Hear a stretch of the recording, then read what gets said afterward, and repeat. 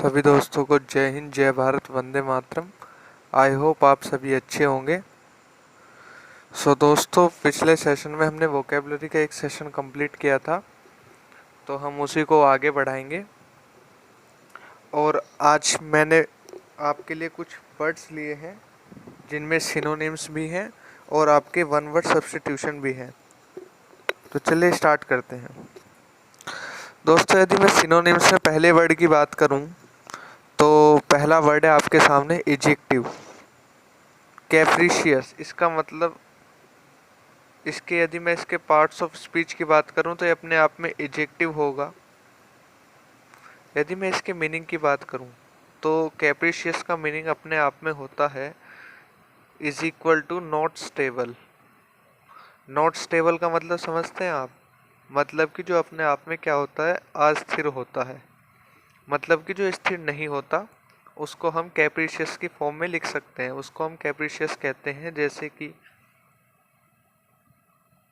यदि मैं इसके बाकी सिनोनिम्स की बात करूं तो इसके बाकी सिनोनिम्स क्या होंगे आप देख सकते हैं। आप इसमें लिख सकते हैं वोलेटाइल,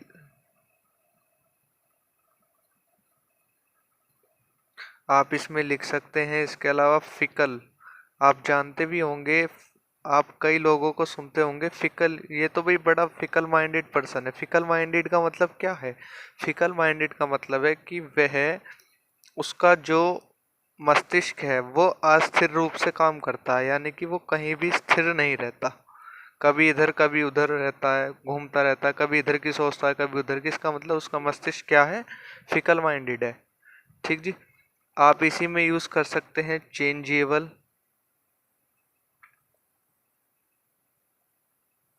और आप इसी में एक वर्ड और यूज कर सकते हैं जिसको हम कहते हैं मर्क्यूरियल।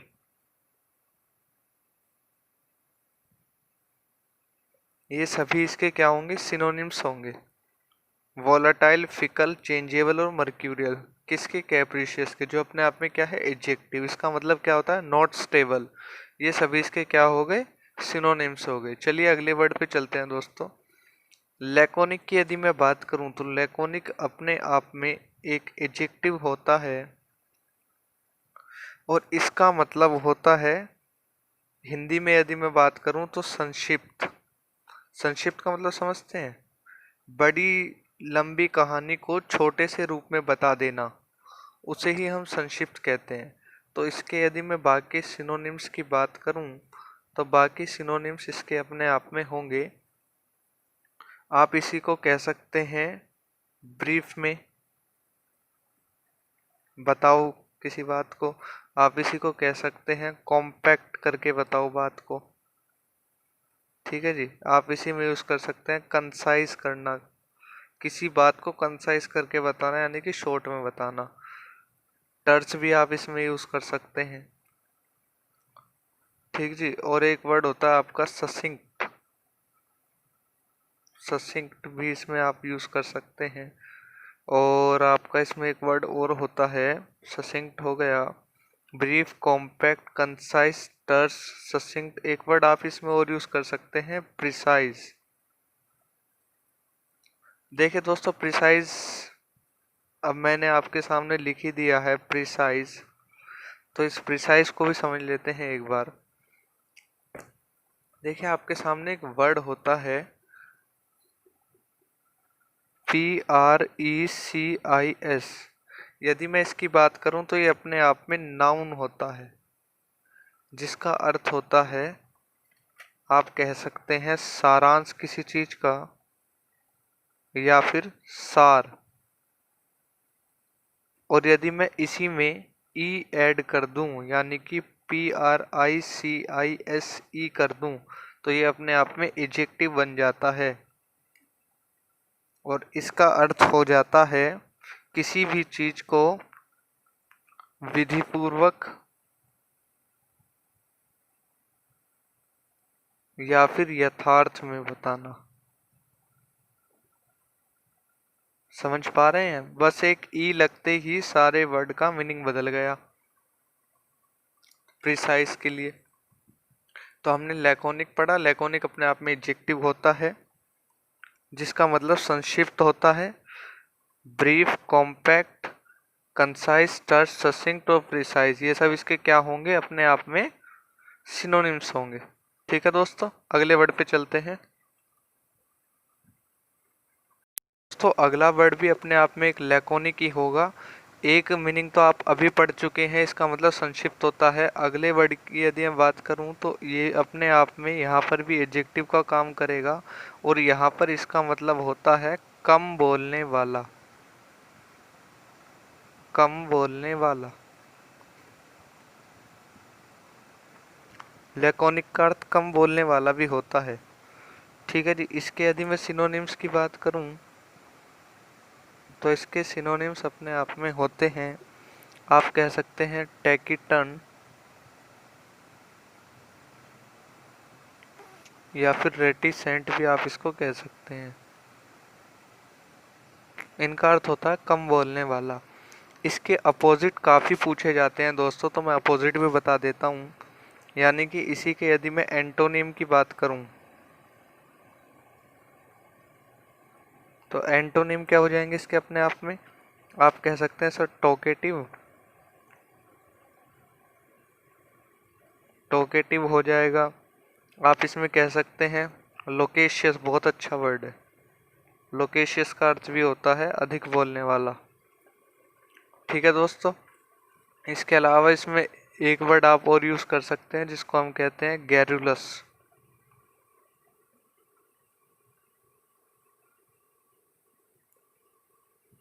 ठीक, इसमें आप एक वर्ड और यूज कर सकते हैं जिसको हम कह सकते हैं कम्युनिकेटिव।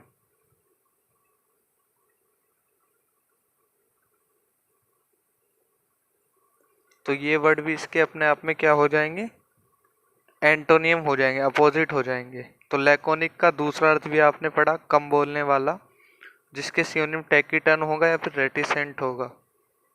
ठीक है दोस्तों, इसके अलावा आपने इसके अपोजिट भी जानने की कोशिश की, और अपोजिट में टोकेटिव, लोकेशियस, गैरुलस, कम्युनिकेटिव, ये इसके एंटोनिम हो जाएंगे। तो अगला वर्ड देखते हैं हम। अगला वर्ड है आपके सामने पर्जिमोनियस। पर्जिमोनियस का मतलब होता है दोस्तों, यदि मैं इसके पार्ट्स ऑफ स्पीच की बात करूं तो ये अपने आप में एडजेक्टिव है, और इसका अर्थ होता है कंजूस, जिसको हम कहते हैं। तो कंजूस हम पर्जिमोनियस को कहते हैं। इसके यदि मैं सिनोनिम की बात करूं तो इसके सिनोनिम अपने आप में हो जाएंगे, आप इसको कह सकते हैं कंजूस को थ्रिफ्टी, थ्रिफ्टी कह लीजिए। आप इसी में कह सकते हैं माइजरली, और आप इसी में कह सकते हैं निगार्डली।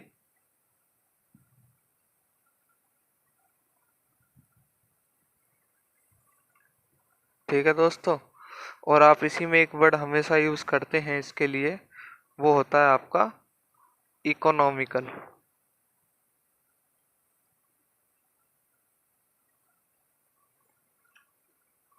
ठीक, तो पर्जिमोनियस अपने आप में एक एडजेक्टिव होता है जिसका मतलब होता है कंजूस।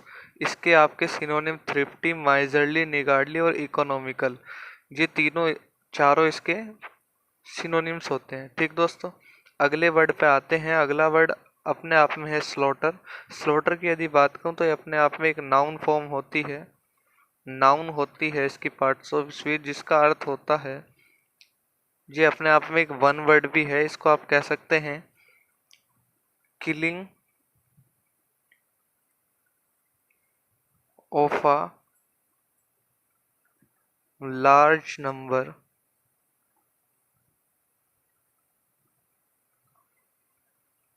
killing of a large number of people या फिर animals at the same time, at the same time, मतलब एक ही समय पे। इसको आप हिंदी में नरसंहार भी कह सकते हैं, मतलब बहुत ही बड़ी मात्रा में आदमियों का या फिर जानवरों का नरसंहार होना, मृत्यु होना, उसको आप स्लॉटर कह सकते हैं। स्लॉटर के यदि मैं सिनोनिम्स की बात करूं तो इसके सिनोनिम्स अपने आप में क्या हो जाएंगे? स्लॉटर के सिनोनिम्स हो जाएंगे अपने आप में,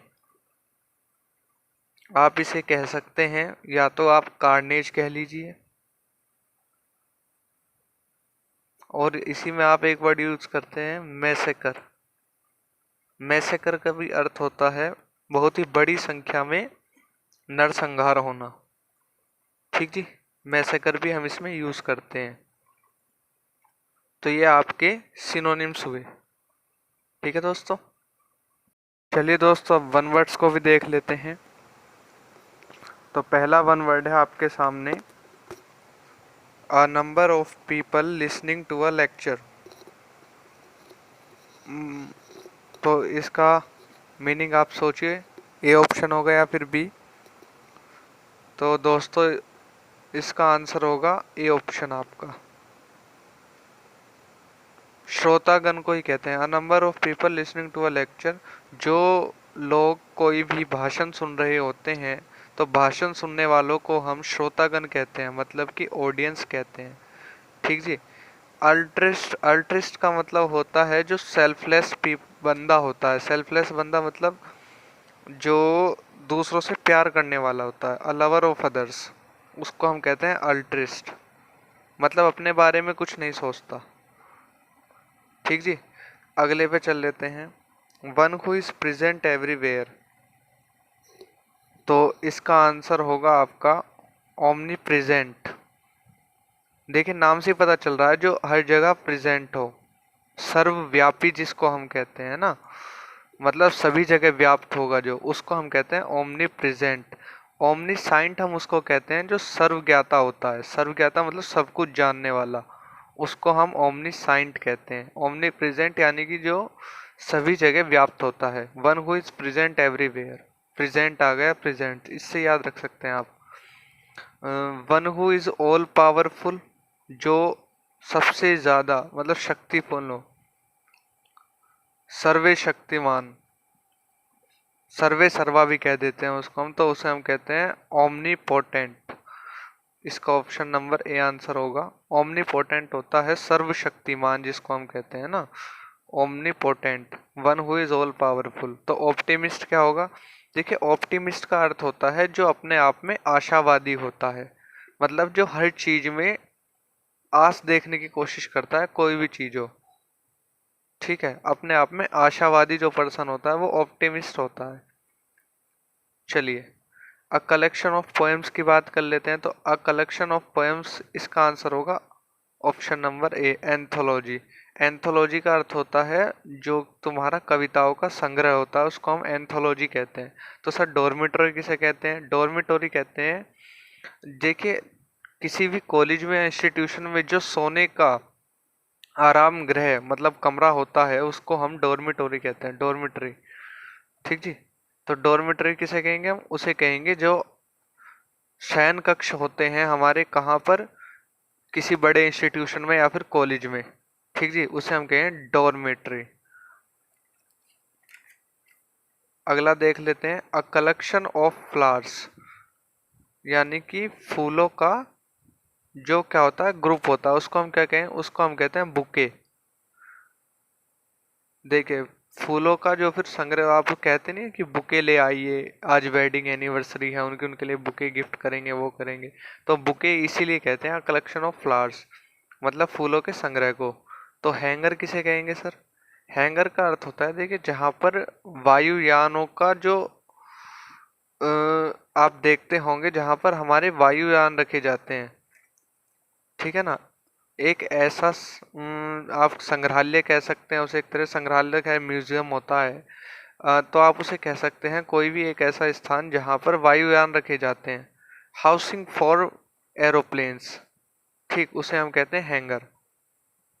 ठीक है दोस्तों, तो आज आपको मैंने सिनोनिम्स भी कराए, 5 सिनोनिम्स कराए आपके, और 5 ही आपको मैंने वन वर्ड्स कराए। आप इन्हें एक बार रिकैप कर लीजिएगा। आप इस वीडियो को 3-4 बार देखेंगे तो आपको सभी वर्ड्स याद हो जाएंगे।